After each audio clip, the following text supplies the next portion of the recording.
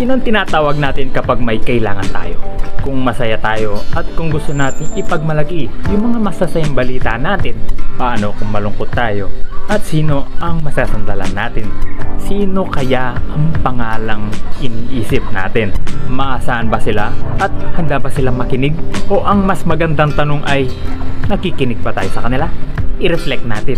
Siguro alam natin ng mga taong tinatawag natin, pero nakakasigurado ba tayo na nakakatulong sila?